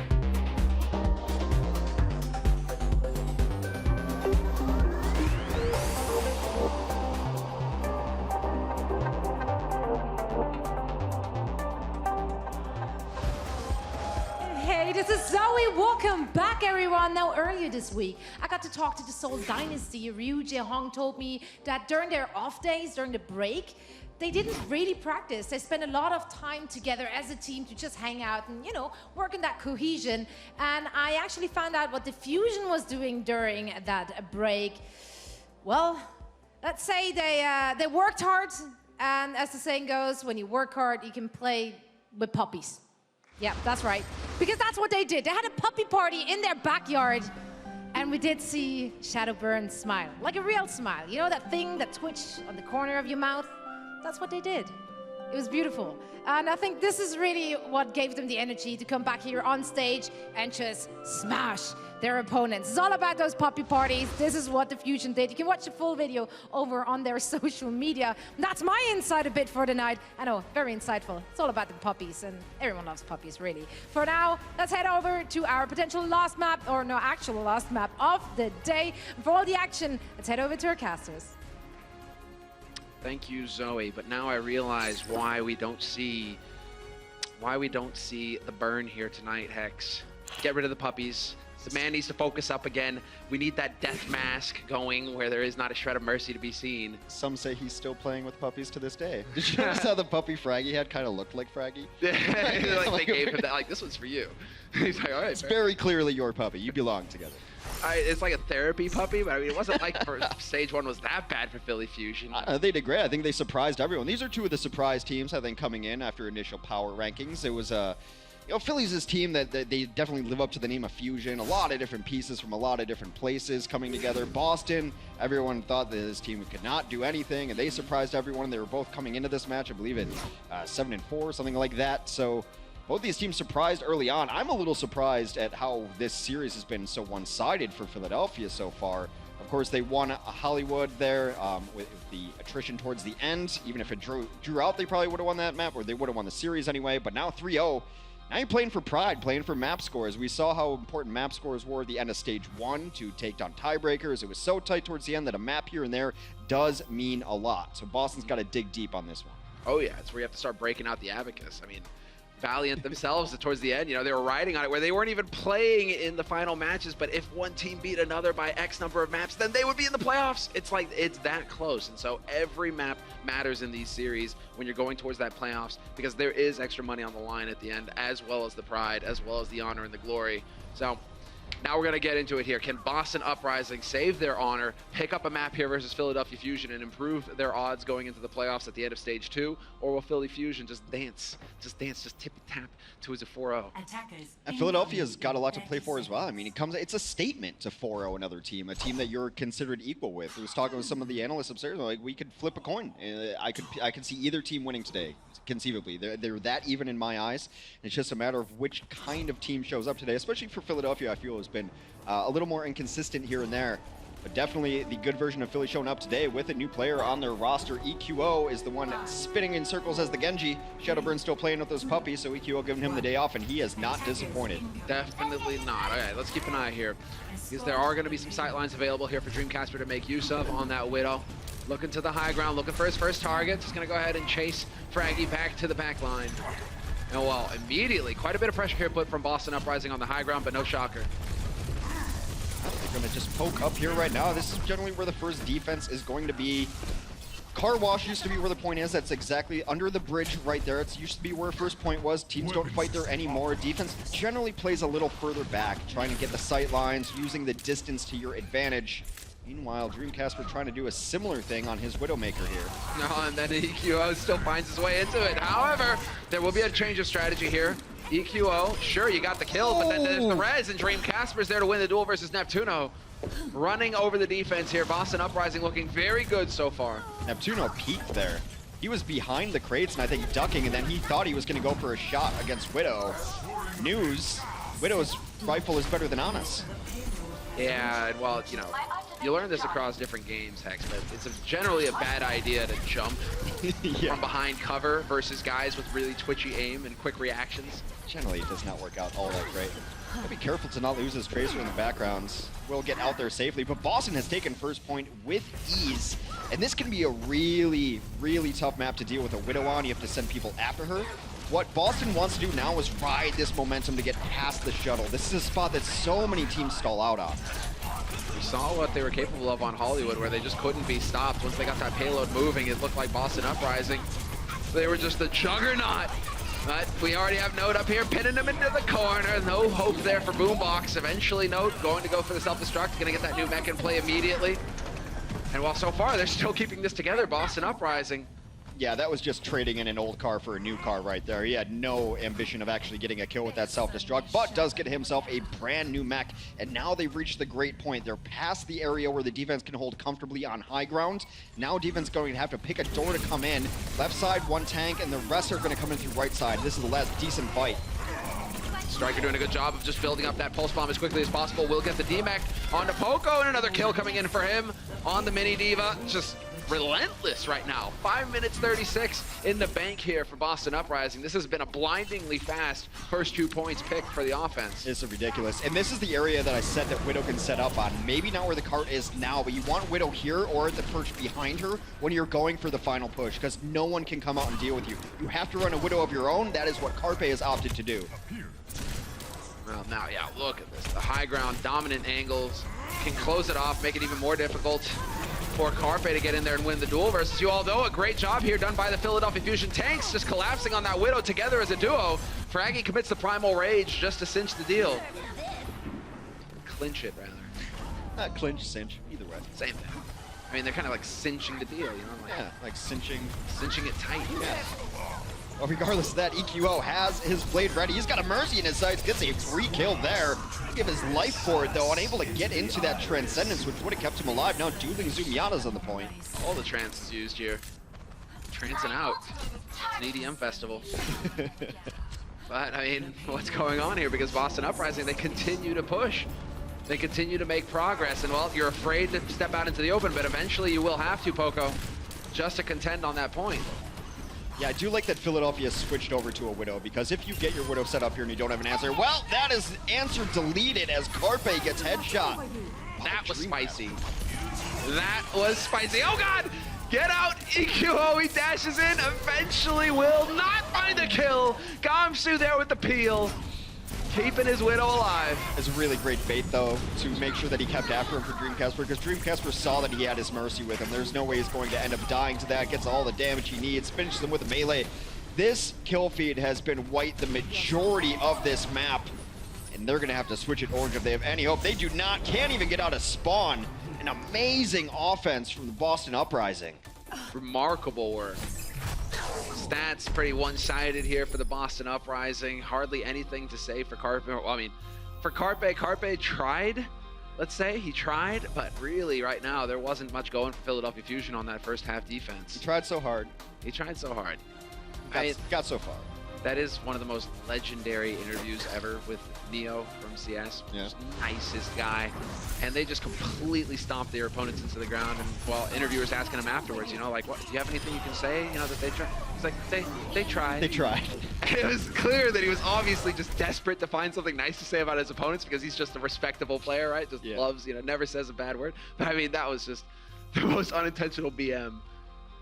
It's a difficult point if you're running pure dive defense, especially last when you're like, or the second point rather, where there's two small doorways to get in. Neither of them are great, and you get pushed all the way back there. And then when you want to dive in on shuttle phase, you're giving up the high ground advantage. Shuttle phase is generally where you want to get a Silver 76 or a Widow, someone to just hold high ground and make the offense have to deal with you up top. Make them try to take away high ground. It's a lot easier to hold than it is to take. Oh, we did see that from Boston, man. They didn't waste any time at all, just getting in there, not allowing Philly to set up on that high ground, just constant challenge. And well, that is one thing that can happen with these sorts of scenarios where Philadelphia Fusion might have kind of let their foot off the gas. You know, right? They won the 3 maps, they won the series. You know, you kind of mentally check out. That's something that they're going to have to deal with here going forward, because we're not joking around when we say that every map matters when it comes down to playoffs time. You can't afford to give up a map versus any of these teams. And so Philly need to turn it around. We saw it on Hollywood where they got rolled on defense, but then flipped it around and just pummeled them into the ground on offense. So Philly are definitely capable of turning it around.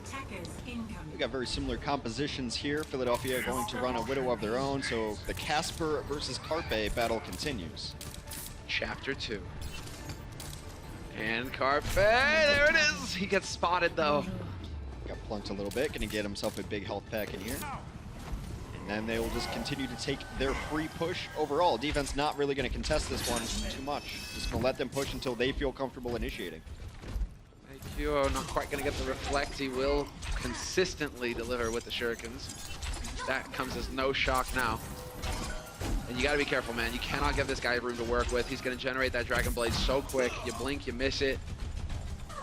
And you get a shuriken to the face too. There's still, I feel like both teams are waiting for a pick before they full on engage on this. Of course, at some point the onus is going to be on the defenses. They keep giving up a lot of push on the card on the ground. They do finally send a tank over there to stymie that push. Now I think Fireworks should be going here any moment now. EQO in a bit of trouble, has to back out. And he's kind of caught in the corner here. Oh, had an opportunity perhaps to really jump in on Dreamcasper, but Dreamcasper, he has got Striker there to watch his back. He's not alone, but EQO does get the DMAC on no. Dreamcasper, however, will find the kill on him. And so now Carpe has to come up big here to try and turn the tide. He needs to get a kill on one of these DPS. And while he's hunting right now, he's hunting for note, but he doesn't quite connect. Meanwhile, Dreamcasper has the ability to see through walls right now. It has not helped him so far. EQO does go off, finds Kelix, so that is a huge kill on the supports. And now, oh, does he not have a dash ready? No. And Dreamcasper will escape, but just for the moment, Neptuno, the most violent Mercy in all of Overwatch League, will finish him eventually. This next push is really important because these spawns, they are going to get out from the terrible stagger spawn that happens on Gibraltar. But if you get stopped in the shuttle phase of Gibraltar, it's very likely you're never going to get it through. You have to ride the momentum of your first push all the way through shuttle. Philly, we're seeing a bit of a similar situation here from what we saw from Boston on their offense. They've got that high ground control now. And now it's all going to be on Boston here. They have been playing a bit more patiently, Boston. Instead of trickling in one at a time, they have waited to kind of gather up here as a group. So there is a chance for them to win this fight. EQO, just no surprise, goes dashing right into the middle of them, doing tremendous damage. And he's spotted out of Squishy as well. But Carpet gets the kill first. This is it, what they've been waiting for. Philadelphia Fusion now have a golden opportunity here to just roll over the defense. A little surprised this blade hasn't come out yet as Mercy's around, but he clips the wings with a dash through. Should be able to dash reset again. Doing a decent job as Boston of at least staggering this and slowing it down so they can mount a defense as they come around the bend here. They're going to party up outside the door. And this becomes difficult because top left is going to be watched by the opposing Widow. It's going to be tough to come in there. They're going to have to come in probably bottom right is where most teams are opting in, but they're going to go bottom left instead. Eats a volley! Dreamcasper down to Boombox. Who's the sniper here? Yeah, that was a sick prediction play there from Boombox. Volley of blades, and now you're going to get EQO in here. There's the one, the dash and follow up. The Valk just barely keeping him alive. Kelix eventually gets caught by Fraggy. That'll end it. But there's still a chance here with so many alive. Neptuno's got the Valk out. He's going to be getting that chain healing going, and EQO reigns, well, definitely, partially, sort of supreme. I mean, what? It sounds like the worst pizza order ever. I don't know. Can I get a definite partial supreme? They only give you the pepperoni. They're like, dude, that's a partial supreme. It's like, and you only get half the pizza with pepperoni too. Yeah. You don't even get the full pizza. That's brutal. It's what you ordered, sir. Sorry, I'm just doing my job. Got Widow duel is going to happen towards the end here. Neither team has switched off of that Widow. It's been pretty even so far. Casper's going to have the ability to see through walls momentarily. They're just going to take the free push up the hill. No teams are really holding at the bottom of the hill because they've been kind of blown out there. It's an artificial choke that's nice to hold if you can get it. EQO in trouble. EQO dead. That might slow down and signal the retreat for Philadelphia. It will. It will, it will. And pay attention to the times here. Boston Uprising, they did it in 3 minutes 43 left in the bank, and Philadelphia Fusion have just crossed that line. And so now Philly really have to tighten up their game. Striker on the flank, kind of generating that ult as quick as possible, farming up on those tanks. The big target's looking for the pulse, and he's gonna get it. And now, yep, instantly just starts to back up and look for a different angle of attack here, see if he can catch somebody out. And there we go, the stick and the boom. No kill. Might have got it onto Winston, but he's getting healed up. I'm not entirely sure what happens. Pulse bombs come so quickly that it's hard to tell. EQO, though, in the backlines does get himself too. Carpe is resurrected. It's one of the reasons you run a Pharah. It's because the Widow can, or sorry, a Mercy, because the Widow can always be resurrected in those safe spots. And now it's just a matter of if they can come out here on time. Already a slower time than Boston, though. EQO's just hanging out. You know who he's waiting for? These guys. He's going to be that guy, the party crasher, just holding the door, the bouncer, not letting him out. Trance is going to get used just to allow for Note and while Striker to get out here and just try and put up a fight. Dreamcasper dancing on the edge. He's going to get hunted down here. And Carpe all the way and back looking for the shot. And sure enough, connects with Note.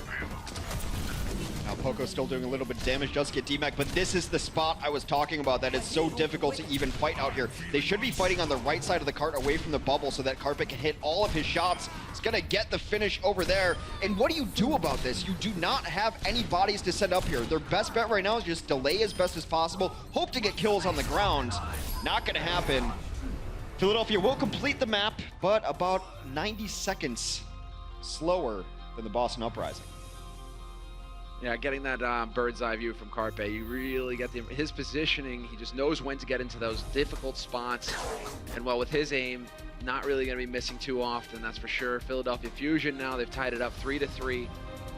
And yeah, we're going to have to see what they're capable of here. If they can end this with a sweep, or if Boston Uprising can save themselves at the bitter bit.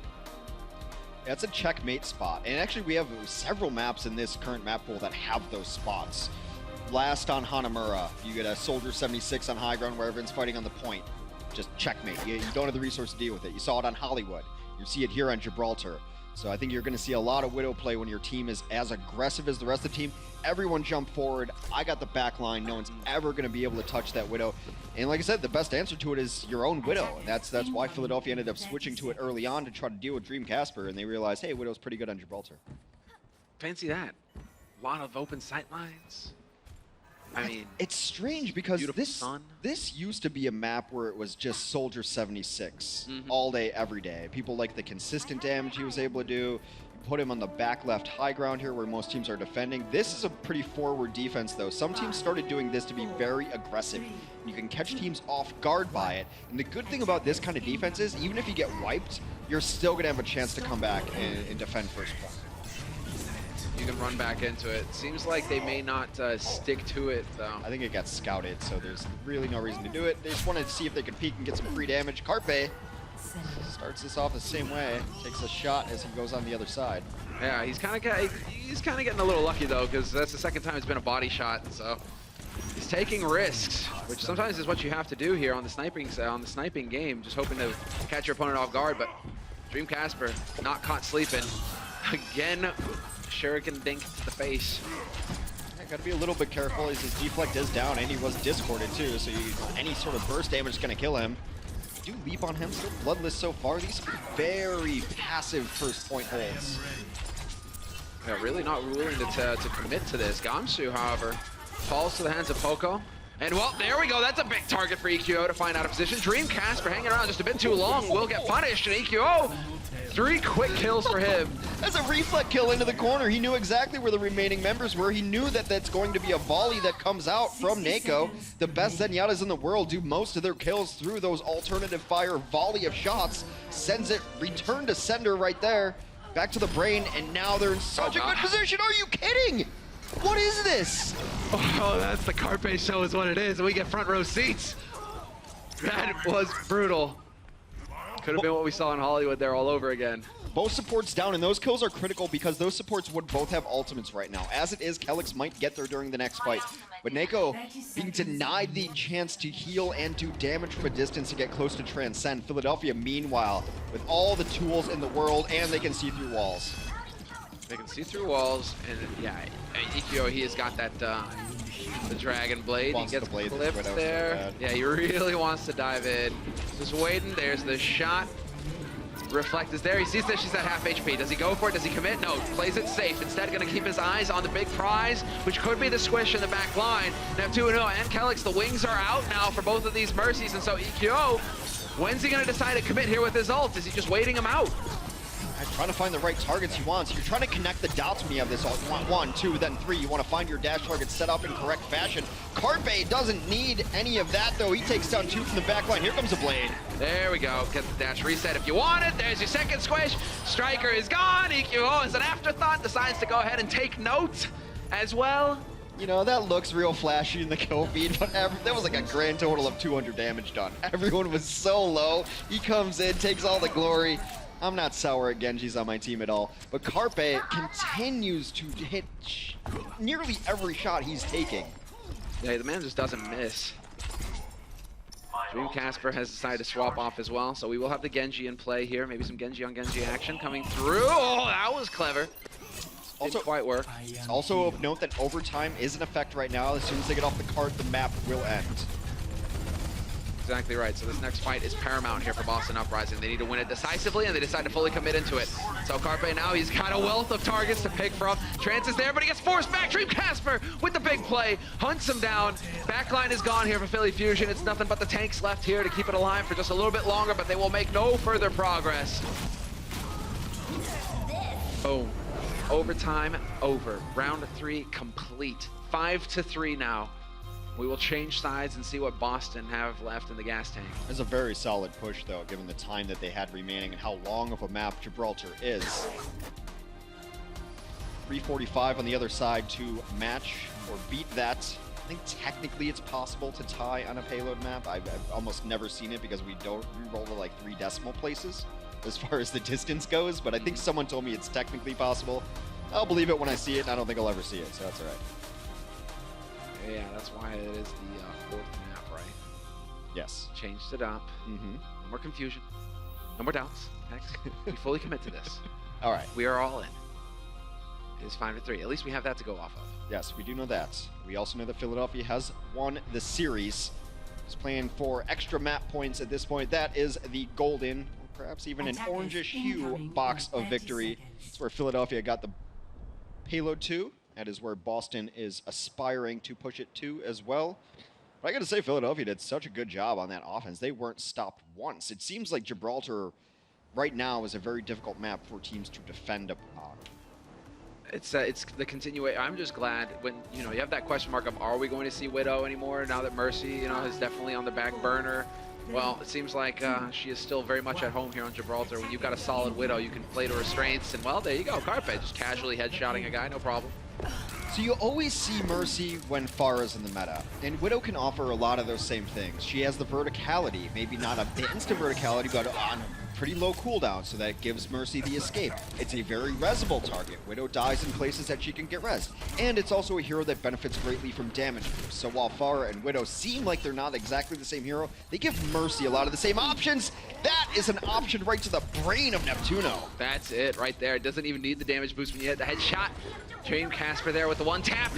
And well, Gamsu swap to his perspective now. He does get healed back up. He's going to go launching right into it now. Going to go ahead and try and body block Poco out of this. This is all going to be the whittle in gameplay here. Neptuno is back into it, so he's going to be able to try and heal his teammates up. Keep working his way towards that Valk. Dream Casper did get resurrected, and he's trying to get some damage going for his team from the back, but Carpe puts him right back down. Well, this is a changing point here. This is something that we haven't seen quite yet on this map. Aggressive holds. I think the aggressive hold after your first hold is really smart, too, to see what you can get, because sometimes teams aren't thinking, like, we need to stay in spawn until we can come out as a group, right? You can catch someone unawares of what's happening. That very first push, you know they're coming out as a unit and they're coming all together. Second time, you can kind of clean up on small mistakes by playing more aggressively on the defense. Hey, guys. Whoa, buddy. Hey, that Nako having none of it. EQO, I'm pretty sure was feeling pretty good about himself there. Had him all in the hallway to himself, ready to hack and slash him to bits. Instead, he gets completely obliterated. Hey, guys. They just slam the door in his face. No hanging out with EQO right there. Poco's going to have a self-destruct. He might need to use it soon just to buy a little bit of time. There it is, right on top of the cards. They do have dueling self-destructs. Oh, Node actually gets Poco, gets the better of it. A resurrection comes in, though, from Neptuno. Back to full strength. Boston has to retreat, only 4 up for them. They're going to back out. Hopefully not stagger! Carpe! Exactly, just what he needed. That feel-good headshot. He didn't like Lucio's music. It's been on repeat for days on the radio. Finally gets him in his crosshair, Hex. Look, we're just below 1 minute and 20 seconds here. If they get this to the box that they need to, the box of victory, it's going to be an overtime. It's going to be an epic overtime push because that clock is running out quickly. Man, Carpe just hanging around in the front lines here, taking those shots. Oh, just barely misses out on Striker. That definitely was cutting it a bit fine. So eventually will get dove. Not going to be a problem. He has his grapple if he needs it. There's Dream Casper, though, looking to do the damage, but the trance is there to cancel out the Dragon Blade. Beautiful Transcend. They will try to regroup here. The problem is they had to go back so far to defend that with the Transcendence that they gave up a lot of ground up front here, and a lot of the tanks died. Point will be captured. 30 seconds on the clock. They have to stay on this card for the remainder. Not allowed to leave. They've all got ankle bracelets. Not allowed to leave the payload. Oh. Yeah, kind of keeping an eye on him. Dreamcast his, has a little bit further range. That's cool for him. See if he can make use of that. He's allowed to wander. It's work release. He's out there. Carpe nearing being able to see through walls. Casper has given up the ghost on his Widow plays. He's decided that he's not going to out-Widow Carpe. Sometimes Carpe is just feeling it. Neptuno dies swiftly again. That is 2 quick times. So these kills are going right back and forth, but you're right, Kellex and, well, now we're losing the back lines here in these fights, and that could make things a bit dicey. Who's going to be hitting the shots? And, well, when you've got Carpe still alive here, holding this long angle onto the point, could get a bit dicey here if you're Boston Uprising, and that's going to allow for Fraggy to have the room to get back out here and start contesting as well. He's got to be really careful, though. A really nice play on the card, though, from No, not giving any sight lines. They're going to jump in with Winston, but damage-boosted Widow going to crack that shield very quickly. All right, there's the sound barrier. That could give them a little bit more room for maneuverability. Never mind, Carpe gets a headshot on Gamsu. He's done with the monkey. He is tired of it. Fraggy, in the meantime, will find Kellex. Self-destruct going up as well as EQO goes to work, and there it is. Done and dusted. Philadelphia Fusion sweep the Boston Uprising. A 4-0 victory to kick things off here in stage 2. A little bit of revenge there. Philadelphia looking very good to start out this second stage. A team to keep your eye on. They've got a full roster, a lot of players from a lot of different places. They truly have fused together. EQO made his debut, Carpe doing Carpe things. They did all of this without Shadowburn, who a lot of people consider is their best player. Let's see who the desk thinks is Philadelphia Fusion's best player.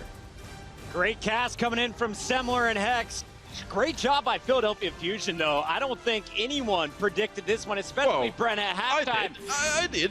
Bren, you said Boston would come back and win 3 straight. That did not occur. Yeah. Let's talk about why it didn't as we roll the highlights from game number 3. As we went into our 3rd map, we were keeping our eyes on EQO. What is this Genji going to be able to do in the second half? Well, basically the same thing he did in the first half. Yeah, I mean, essentially the guy just kind of turned up, didn't he? I mean, what a hell of a performance for a guy who was just coming in for his first game in the Overwatch League. That's all I'm saying. I mean, he definitely turned up big time, and he had big boots to fill, filling the boots of Shadowburn, which people would widely regard as one of the best Genjis in the league. Yeah, now I've been hard on Bren throughout today.